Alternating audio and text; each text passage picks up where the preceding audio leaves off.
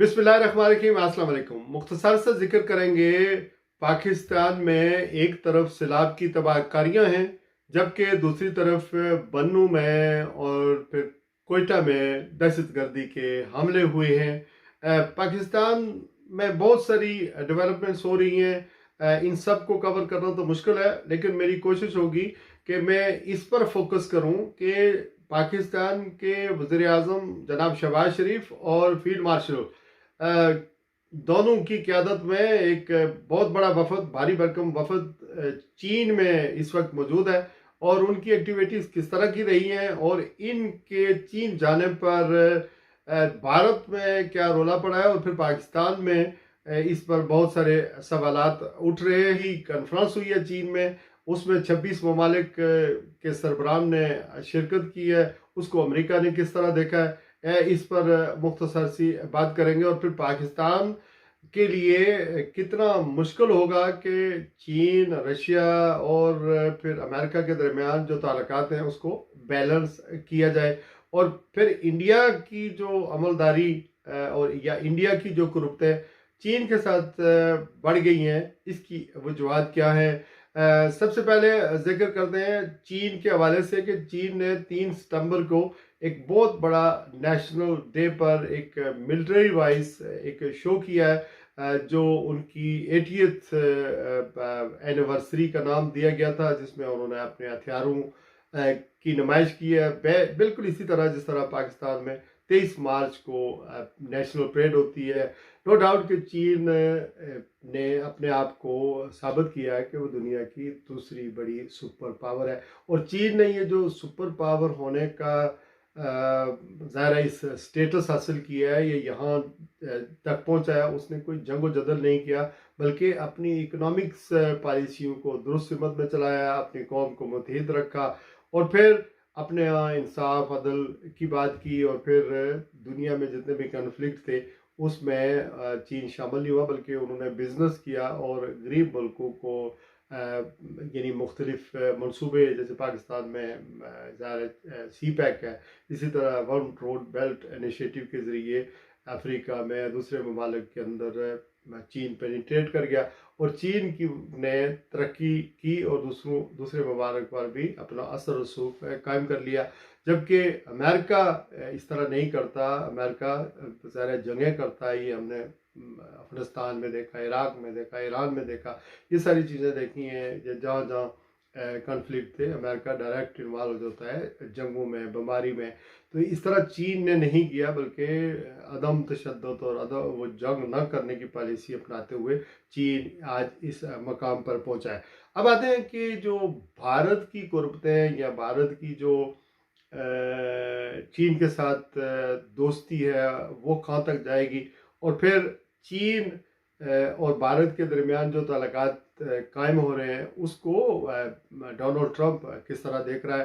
तो सबसे पहले इस चीज़ का आगाज़ करते हैं कि किस तरह पाकिस्तान भी एक दोराहे पर खड़ा है, और इस वक्त इंडिया भी एक दोराहे पर खड़ा है। चूँकि हमारे तो तल्लुकात ईरान के साथ भी अच्छे हैं, हमारे तल्लुकात तुर्की के साथ भी बहुत अच्छे हैं, अमेरिका के साथ भी अच्छे हैं, ईरान यानी चीन के साथ तो हमारे ज़ाहिर है शहबाज शरीफ सब कहते हैं कि हम आलिया से ऊँचे हैं और शायद से मीठी हमारी दोस्ती है।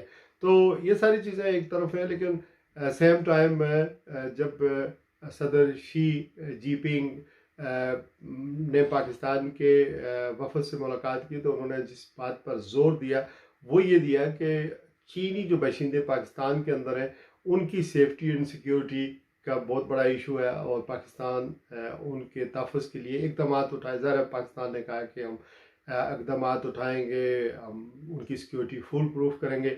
लेकिन बैक वक्त जब ये वफद वहाँ पर मौजूद था, बन्नू में एक हमला होता है जिसमें दहशतगर्द आते हैं और वो एक खुदकश हमला कर देता है। 5 बैरक में घुस जाते हैं, कार खड़े थे और कई घंटे के ऑपरेशन के बाद वो भी मारे जाते हैं। और पाकिस्तान की मसल्ह अफवाज के 6 अफराद कहा जाता है कि शहीद हो गए। अल्लाह ताला उनकी रहमत फरमाए, मग़फ़िरत फरमाए। लेकिन बैक वक्त फिर कोयटा में भी दहशतगर्दी होती है, और 13 वहाँ पर सरदार अख्तर मैंगल की बरसी थी, तो वहाँ पर सारे लोग मौजूद थे। महमूद अचकज़ई भी थे, बाकी भी क़यादत सियासी मौजूद थी, लेकिन वहाँ खुदकश हमला होता है तो 13 अफराद शहीद हो जाते हैं, जाँ बाग हो जाते हैं और 35 ज़ख्मी हो जाते हैं। तो ये बहुत लम्हा फिक्रिया है। तो ये जो वफद गया है, इस वफद की कामयाबी या इनके वहाँ जाने पर एतराज़ात क्यों हुए और फिर आने वाला सिनारियो क्या बनेगा, अमेरिका का भी मैं आपको बताऊंगा कि अमेरिका आखिर इस सारी डेवलपमेंट किस तरह देख रहा है। पाकिस्तान चूँकि मैंने कहा है कि मुश्किल तरीन दौर से गुजर रहा है। एक तरफ सैलाब की तबाहकारियाँ, पूरा मुल्क सैलाब में गिरा हुआ है, और दूसरी जानब हमारा ये जो वफद है ये SCO में शिरकत के लिए गया है, और सवालात और तनकीद बहरहाल उठ रहे हैं। भारत में तो ज़ाहिर है इसको बड़े डिफरेंट एंगल से देखा जा रहा है, लेकिन ख़ुद पाकिस्तान के अंदर भी सवाल उठ रहे हैं कि इतना भारी भरकम जो वफद था, इसके मकासद क्या थे? क्या ये मकासद सिर्फ चीन के दरमियान, भारत की और चीन के दरमियान जो बढ़ती हुई कुर्बत है उसको रोकना था, यानी उसकी पेशबंदी करनी थी, या फिर ये तासुर देना था कि पाकिस्तान ही चीन का असल हम नवाला और हम प्याला दोस्त है, या फिर ये कि ये सफारती मौका था जहाँ जिसमें रूस भी आया और दिगर 25 ममालिक और भी उसमें शामिल थे, उनके साथ अट्रैक्शन करना था, ताल्लुकात को बढ़ाना था।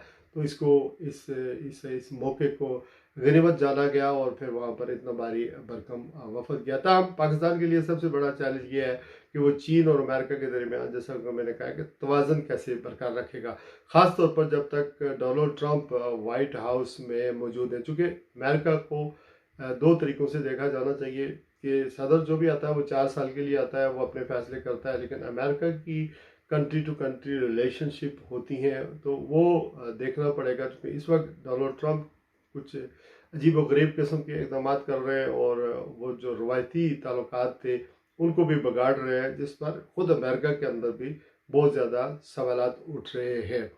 हमारी क़यादत को गैर मामूली सफारतकारी में एहतियात की ज़रूरत है। पंजाबी का मुहावरा है कि कमज़ोर की जो बीवी होती है वो हर किसी की भाभी होती है, यानी लिस्से दी रान ते जने खनेंदी भाभी। तो इस हवाले से जो है वो पाकिस्तान के साथ भी ऐसा कुछ ना हो जाए।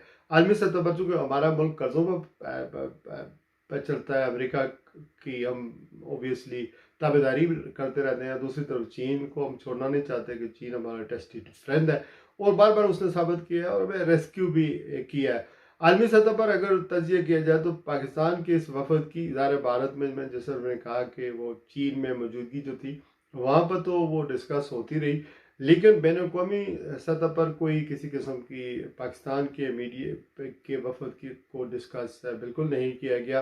बहरहाल नरेंद्र मोदी की इस कॉन्फ्रेंस में शिरकत को आलमी मीडिया ने बहुत ज़्यादा बढ़ा चढ़ा कर बयान भी किया और इस पर तबसरे अभी तक जारी है।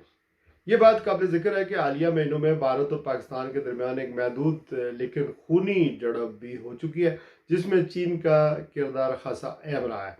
इत्तलात के मुताबिक पाकिस्तान ने चीनी हथियार, लड़ाकू हथियारे और रेडार इस्तेमाल किए और मुबैना तौर पर चीन ने भारतीय फ़ौज की पोजीशन से मुताल्लिक मालूमात भी पाकिस्तान को फराहम की।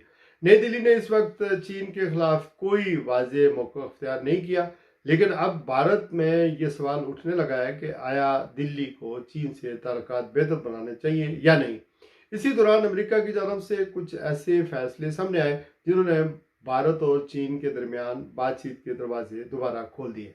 सदर ट्रंप की हुकूमत ने भारतीय मसनूआत पर 50% तक दरामदी टैक्स आयद कर दिया और इसका जवाब ये दिया गया कि भारत ने रूस से तेल की खरीदारी बंद की है। इसी सूरत हाल में भारत के पास दो रास्ते थे, या तो वो अमेरिकी दबाव में आकर रूस से तेल लेना बंद कर देता या फिर डट कर खड़ा होता। भारत ने दूसरा रास्ता चुना और चीन की तरफ दोस्ती का हाथ बढ़ाया, यानी कि एक तरफ भारत पर जब टैक्स लगा, यानी उनकी मसनूआत जो गुड्स वहाँ जा रही थी उस पर 50% डोनाल्ड ट्रंप ने टैक्स लगा दिया, तो उसके पास रास्ता कोई नहीं था, वो या तो बार्गेनिंग करता, झुक जाता या फिर चला जाता चीन के पास। अब भारत को अगले साल ब्रिक्स की ये एक तंजीम है जो अमेरिका के इंटरेस्ट के अपोजिट चल रही है। अब भारत को अगले साल ब्रिक्स की सदारत मिलने वाली है, जिसमें चीन और रूस दोनों शामिल है। शंघाई ताउन तंजीम भी अब 6 के बजाय 26 ममालिक तक फैल चुकी है। इस तनाज़ुर में भारत के लिए चीन के साथ ताल्लुकात बेहतर बनाना इक़्तिसादी और जोग्राफियाई एतबार से फ़ायदेमंद हो सकता है। इसीलिए नरेंद्र मोदी ने चीन के सदर शी जिनपिंग से तयाजुन में मुलाकात की। दोनों रहनुमाओं ने इस बात पर इतफाक़ किया कि वो अख्तलाफात को तनाज़ात में बदलने के बजाय अपनी 2.8 अरब आबादी के फ़ायदे के लिए मुश्तरका तौर पर काम करें। इस मुलाकात के नतीजे में दोनों ममालिक के दरमियान बराह रास्त परवाजें बहाल करने और वीज़ा पॉलिसी में नरमी लाने का फैसला भी किया गया है। तमाम बुनियादी मसाइल अब भी अपनी जगह कायम है। 2014 से 2018 के दरमियान मोदी ने 5 बार चीन का दौरा किया, लेकिन 2020 में होने वाली भारत और चीन के दरमियान सरहदी झड़पों के बाद ताल्लुकात मुंजमद हो गए थे। अब 7 साल बाद मोदी दोबारा चीन पहुंचे हैं, तो ये तकरीबन ये ताल्लुकात 2020 में ख़त्म हो गए थे या ख़राब हो गए थे। अब फिर दोबारा बहाल हुए और मोदी वहाँ पहुँच गए। असल इम्तहान अब यह है कि दोनों ममालिक के सरहदी तनाज़ात को किस तरह हल कर सकते हैं, यानी दोनों ममालिक किस तरह करेंगे हल। तो इस वक्त भी दोनों अतराफ से 10-10 हज़ार से ज़ायद फ़ौजी मुतराज़ा सरहदों पर तैनात हैं। चूँकि चीन का भारत के साथ सरहदी तनाज़ा है, तो दोनों तरफ से 10,000 फौजी जो है मौजूद है। अगरचे कशीदगी को कम करने के लिए सिविलियन और फौजी सतह पर बातचीत जारी है। चीन और भारत की हालिया मुलाकातों के बाद जारी करदा बयानात में इस बात पर जोर दिया गया है कि वो अपने अख्तलाफात को तनाज़े में नहीं बदलने देंगे और सरहद पर अमन कायम रखेंगे। एक और अहम पहलू भारत को चीन के साथ बढ़ता हुआ तजारती खसारा है, जो अब 99 अरब डॉलर से तजावज़ कर चुका है। दोनों ममालिक ने एक दूसरे के खिलाफ कई तजारती शुबों में भारी मौसूलात और ड्यूटियाँ आयद कर रखी हैं, यानी इन्होंने भी एक दूसरे के खिलाफ बहुत भारी ड्यूटियाँ या टैक्स आयद कर रखा है। चीन चाहता है कि भारत अपनी 1.4 अरब आबादी की मार्केट को चीनी मौसूलात के लिए खोले। ये बहुत अहम नुकता है कि चीन चाहता है, चीन चूँकि तजारत करता है, तो चीन चाहता है कि ये पाकिस्तान में जिस तरह चीन की गुड्स आती हैं बिकती हैं, इसी तरह इंडिया भी अपनी मंडियों तक, यानी अपनी जो मार्केट है उसमें चीनी जो मसनूआत हैं या गुड्स हैं वो बेचने दे, फ़रोख्त होने दे। अच्छा, बहरहाल लेकिन भारत इस वक्त ये कदम उठाने से गुरेज़ा, यानी भारत के लिए मुश्किल है, चूँकि वो ख़ुद बहुत सारी चीज़ें खुद बना रहा है और चीन से बढ़ते हुए तल्लुकात की बुनियाद गुज़श्ता साल काज़ान में मोदी और शी जिनपिंग की मुलाकात में रखी गई थी, लेकिन अमरीकी टैरिफ ने इस अमल को मज़ीद तेज़ कर दिया। अगरचे आलमी मंजरनामा बदल रहा है, मगर भारत के लिए ज़मीनी हक़ाइक़ अब भी वही है। मोदी शी मुलाकात को भारत की स्ट्रेटजिक खुद मुख्तारी की पॉलिसी का हिस्सा तस्वर किया जा रहा है, मगर ये रास्ता दिल्ली के लिए मज़ीद जोग्राफियाई और सफारती चैलेंजेस भी पैदा कर सकता है। अमेरिका के लिए ये भी मुमकिन नहीं होगा कि वो भारत को खुद से दूर कर दे। यहाँ एक अहम नुकता ये भी है कि भारत और अमेरिका के तल्लुकात को अब सिर्फ हुकूमतों के तल्लुकात के तनाज़ुर में नहीं, बल्कि मुस्तक़बिल के आलमी इत्तेहादों के तनाज़ुर में देखने की ज़रूरत है। इस तमाम मंजरनामे में पाकिस्तान कहाँ खड़ा है? अगर हम सिर्फ मुशाहिदा करते रहे और फैसले लेने से गुरेज करते रहे तो आलमी बसात पर हमारा किरदार मज़ीद कमज़ोर हो जाएगा। ये वक्त है कि हम अपनी पॉलिसियों का असर नो जायज़ा लें, न सिर्फ अमेरिका और चीन के दरमियान तवाज़ुन के हवाले से, बल्कि खित्ते में अपनी साख के बारे में भी। तो ये मैंने लिखा था, ज़रा आपके लिए पेश कर दिया। इसका लुबे लुबाब ये है कि पाकिस्तान ऑब्वियसली सबके साथ उसके अच्छे ताल्लुकात हैं और डोनाल्ड ट्रंप के यानी अमेरिका है उसकी पॉलिसियों को अलग करके देखना बहुत ही ज़रूरी है। अब रशिया के साथ हमारे जो इंटरेक्शन हुआ है, रशिया के और नरेंद्र मोदी यानी और पुतिन अभी जो एसओ कॉन्फ्रेंस हुआ, दोनों ने एक साथ ट्रैवल भी किया है। मोदी को नेशनल परेड में चीन ने नहीं बुलाया 3 सितंबर को, इसकी वजह ये है कि वो त्यारे वो नहीं देख सकते थे, या वो जहाज़ वो नहीं देख सकते थे जिसने मौजूद जंग जो हमारी हुई है मई के महीने में वो इस्तेमाल हुए और उनके राफेल त्यारों को यानी पाकिस्तान ने मार गिराया, तो उनको ज़ाहिर वहाँ पर नहीं बुलाया नहीं गया। अब सदर डोनाल्ड ट्रंप का आया एक रद्द अमल है कि ये सारे मिल भी जाएं, अगर हम बड़ी क्लोजली देख रहे हैं ये सारे मिल भी जाएं तो चूँकि अमेरिका बहुत बड़ा मुल्क है तो उसका मुकाबला नहीं कर सकते, लेकिन ये हकीकत नहीं है। उन्होंने वैसे ही जो है ना वो मारी है एक, लेकिन उन्होंने वैसे ही एक छोड़ी है उन्हें ज़्यादा घबराहट तो हुई है क्योंकि वेस्ट ने या अमेरिका ने इंडिया पर बहुत इन्वेस्ट किया है, और डोनाल्ड ट्रंप की पॉलिसी की वजह से इंडिया जो है वो चीन की तरफ अगर चला जाता है तो खुद अमेरिका के अंदर भी सवाल बहरहाल उठेंगे, चूँकि चीन के मुकाबले में अमेरिका या वेस्ट चाहता है कि इंडिया की ज़रा ज़्यादा उसको तजारती तौर पर उसको यानी लिवरेज दिया जाए, एक्सेस दिया जाए। इसी वजह से इनके बड़े अच्छे बायलैटरल ताल्लुकात हैं इंडिया के साथ। तो ये बहरहाल डोनाल्ड ट्रंप ने एक अपने लिए और वेस्ट के लिए भी एक ख़तरे की घंटी बजा दी है, क्योंकि अगर इंडिया भी वेस्ट से दूर हो जाता है तो इनकी मल्टीपल जितनी भी कंपनियां हैं उसके नेटवर्क जो है वो इंडिया के अंदर है।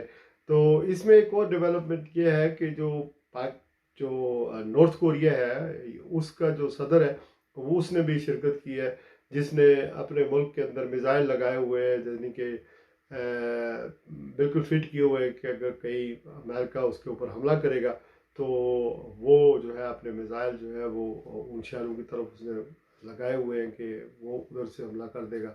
और वो भी उसने भी शिरकत की है, यानी नॉर्थ कोरिया के जो प्रेसिडेंट है उसने भी, और वो जहाज़ पे नहीं गए, वो ट्रेन से उन्होंने सफ़र किया, चूँकि उनकी जान को बहरहाल ख़तरा है, चूँकि कोरिया भी दो है, एक नॉर्थ है एक साउथ है, तो ये आपको समझने की ज़रूरत है। तो एनीवे नॉर्थ कोरिया जो है वो चीन का दोस्त है और साउथ कोरिया जो है वेस्ट का जो है वो दोस्त है। तो ये सारी डेवलपमेंट थी। प्यूटन ने पाकिस्तान के साथ गर्मजोशी की बात की है, और फिर अब इंडिया के अंदर ये भी एतराज़ हो रहा है कि जो नरेंद्र मोदी है उसकी अंग्रेज़ी इतनी अच्छी नहीं है जितनी शहबाज शरीफ ने प्यूटन के साथ बोली है।